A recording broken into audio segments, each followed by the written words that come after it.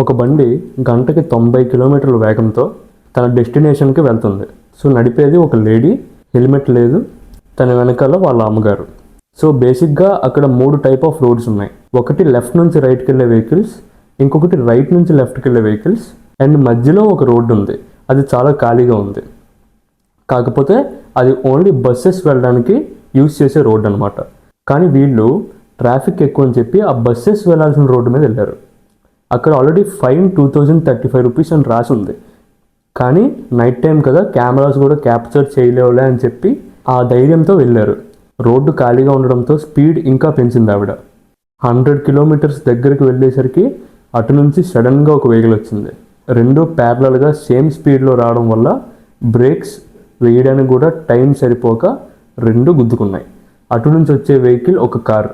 ఆ కార్ అతను కిందకి చూసి యాక్సిడెంట్ అయిందని చెప్పి ఆ రోడ్లో ఎవరూ లేరు కాబట్టి అక్కడి నుంచి పారిపోయాడు. కానీ ఈ లేడీ ఎవరైతే యాక్సిడెంట్ అయిందో ఆవిడ కింద పడి లేవలేని పరిస్థితిలో ఉంది. తర్వాత లెఫ్ట్ సైడ్ రోడ్లో ఉండే జనాలు ఈ సంఘటనను చూసి వెంటనే అలర్ట్ అయ్యి వాళ్ళ దగ్గరికి వెళ్ళారు హెల్ప్ చేయడానికి. రోడ్డు మొత్తం బ్లడ్తో ఉంది. తీరా చూస్తే ఆవిడకి కాలు పనిచేయట్లేదు, లగలేని పరిస్థితి. వాళ్ళ అమ్మగారు ఎక్కడున్నారని వెతికితే ఆవిడ 30 మీటర్స్ దూరంలో డివైడర్కి గుద్దుకొని ఆవిడ అక్కడే మరణించారు. ఇప్పుడు మీరు ఇక్కడ గమనించాల్సింది ఏంటి? ఫస్ట్ థింగ్, ఆవిడ స్పీడ్ లిమిట్ని దాటి వెళ్ళింది. సెకండ్ థింగ్, బస్సెస్ వెళ్ళే రోడ్డుని యూజ్ చేయకూడదు, కానీ ఆవిడ యూజ్ చేసింది. సో దానివల్ల రైట్ నుంచి లెఫ్ట్ సైడ్ వచ్చే వెహికల్స్ తాలూకా లైటింగ్ అనేది నైట్ టైం డైరెక్ట్గా ఈవిడ కంట్లో పడుతుంది. ఎందుకంటే రోడ్ అనేది చాలా వెడల్పుగా ఉంటుంది కాబట్టి బస్సెస్కి సౌకర్యంగా ఉండేలాగా రోడ్డు ఉంటుంది, స్మాల్ వెహికల్స్కి కాదు. సో దానివల్ల ఈవిడికి బ్లైండ్ స్పాట్ యాక్సిడెంట్ జరిగింది. మూడోది, హెల్మెట్ కూడా ధరించలేదు ఆవిడ. ఇక్కడ జరిగేది 3 మిస్టేక్స్. అలాగే ఇతందే కాదు, అటువైపు వాళ్ళది కూడా మిస్టేక్ ఉంది. 4 వీలర్ కూడా ఆ రోడ్డుని యూజ్ చేయకూడదు. సో ఈ సంఘటన అంతా నేను కల్లారా 2 డేస్ బ్యాక్ చూసింది మా ఇంటి దగ్గరలోనే. అప్పుడు వెంటనే అంబులెన్స్కి కాల్ చేస్తే అది రావడానికి 15 మినిట్స్ పట్టింది. 15 మినిట్స్ టైంలో ఈ లేడీ కూడా స్పృహ తప్పిపోయి పడిపోయింది ఆ షాక్తో. అప్పటికి అంబులెన్స్ వచ్చి దగ్గరలో ఉండే అపోలో హాస్పిటల్లో జాయిన్ చేయడం జరిగింది. మరి ఇక్కడ తప్పు ఎవరిది? ఇలాంటి సంఘటనలు మన దేశంలో సంవత్సరానికి 172,880 యాక్సిడెంట్ కేసులు రిజిస్టర్ అవుతున్నాయి. అంటే రోజుకి 474 డెత్స్, వారానికి 3,200 డెత్స్. అసలు ఇవి జరగడానికి మెయిన్ రూట్ కాజెస్ ఏవైనా ఉన్నాయా అంటే ఓవర్ స్పీడింగ్, స్పీడ్ లిమిట్ దాటి వెళ్ళడం, రెక్లెస్ డ్రైవింగ్. కొంతమంది కుర్రోళ్ళు అయితే అసలు వాళ్ళు ఎలా వెళ్తారో వాళ్ళకే తెలియదు. అసలు 3-4 వేసి స్కూటీస్ మీద ఎక్కి ఓవర్టేక్ చేస్తూ ఉంటారు లారీస్ని, బస్సెస్ని. ఏం కానీ బస్సు కానీ లారీ కానీ ఆగిందంటే టైర్ కిందకి వెళ్ళిపోతారు. ఇలాంటి సంఘటనలు ఎన్నో జరిగాయి మన దేశంలో. వాళ్ళ డెస్టినేషన్కి ఒక పావు గంటలో రీచ్ అవుతున్నారని తెలిసినా వాళ్ళ మొబైల్ అనేది ఆన్లోనే ఉంటుంది. కాల్స్ మాట్లాడుతూ ఉంటారు, మ్యూజిక్ ప్లే చేస్తూ ఉంటారు. సో దానివల్ల పక్క వాళ్ళు హారన్ కొట్టినా మనకు వినపడదు. దానివల్ల యాక్సిడెంట్స్ జరిగే ప్రమాదాలు ఎక్కువ ఉన్నాయి. 40% ఆఫ్ కేసెస్ కేవలం ఈ మొబైల్ డిస్ట్రాక్షన్ వల్లే జరుగుతున్నాయి. తాగేసి కార్లు, బళ్ళు ఓవర్ స్పీడ్లో నడిపేస్తున్నారు. వాళ్ళు కంట్రోల్లో ఉందామనుకున్న ఆ స్టీరింగ్ బార్ అనేది ఆ తాగిన ఎఫెక్ట్ వల్ల లెఫ్ట్కి రైట్కి ఊగుతూనే ఉంటుంది. దానివల్ల ఒక పెద్ద వెహికల్ వెళ్ళి చిన్న డాష్ ఇచ్చినా సరే చిన్న వెహికల్కి చాలా పెద్ద ప్రమాదం జరుగుతుంది. నెక్స్ట్ది poor maintenance of roads. So ఇవన్నీ ministry of road transport and highways data 2023 నుంచి ఇప్పటి వరకు.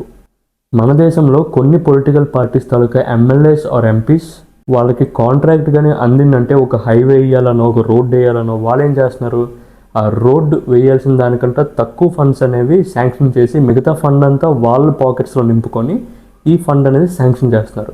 సో దానివల్ల లో క్వాలిటీ రోడ్స్ అనేవి వేయడం జరుగుతుంది. ప్రతి సిటీలో మీకు చూస్తే పాట్ హోల్స్ అనేవి కనిపిస్తుంటాయి. రోడ్డు ఎక్కితే చాలు, ఒక బండి మీద వెళ్ళినా కారు మీద వెళ్ళినా నట్స్ అనేవి లూజ్ అయిపోతాయి, బళ్ళకైనా కార్లకైనా. మీ డెస్టినేషన్కి వెళ్ళే లోపు అంత ఘోరంగా ఉంటాయి రోడ్స్ అనేవి. ఇంకా వర్షం పడితే రోడ్ అనేది ఫుల్గా వాటర్ నిండిపోవడంతో ఎక్కడ ఏ గొంతు ఉంటుందో తెలియదు.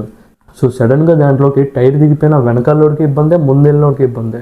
యాక్సిడెంట్స్ అనేవి ఎందుకు జరగవు?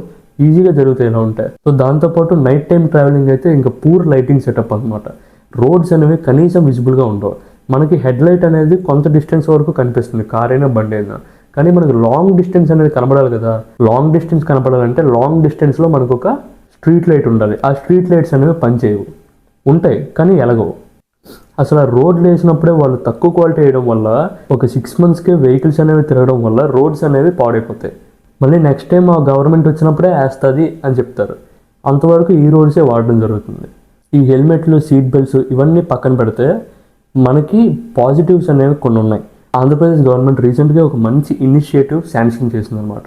జియోగ్రఫిక్ ఇన్ఫర్మేషన్ సిస్టమ్ అంటే GIS టెక్నాలజీ యూజ్ చేసి సిటీలో ఎక్కడైతే బ్లాక్ స్పాట్స్ ఉన్నాయో లేకపోతే హై రిస్క్ యాక్సిడెంట్ అయ్యే జోన్స్ ఏవైతే ఉన్నాయో ఆ ప్యాటర్న్ని గుర్తుపెట్టుకొని ఆర్టిఫిషియల్ ఇంటెలిజెన్స్ వాడి జనాలకి అందిస్తుంది అనమాట. ఈ టైప్ ఆఫ్ రోడ్స్లో మీరు జాగ్రత్తగా వెళ్ళాలి, ఈ టైప్ ఆఫ్ రోడ్స్లో ఇలా యాక్సిడెంట్స్ జరిగింది, సో మీరు తప్పించుకోవాలి, ప్రతిదీ మానిటర్ చేసేటట్టు ట్రాకింగ్ కూడా పెట్టింది. సో మంచి ఇనిషియేటివ్ అని చెప్పుకోవచ్చు ఇది. దీనివల్ల ఎన్నో యాక్సిడెంట్స్ అనేవి తగ్గించవచ్చు. సో ఇలాంటివి ప్రతి స్టేట్లోనే ఇంప్లిమెంట్ చేస్తే చాలా బెటర్. మనం ఫారెన్ కల్చర్ చూసుకుంటే ఆల్రెడీ వాళ్ళు చాలా అప్డేటెడ్గా ఉంటారు దీంట్లో. చైనా కానీ, జపాన్ కానీ, అమెరికా కానీ వాళ్ళ రోడ్స్ అన్నిటికీ బ్యారియర్స్ ఉంటాయి. స్పీడ్ లిమిట్ అనేది ఖచ్చితంగా ఉంటుంది.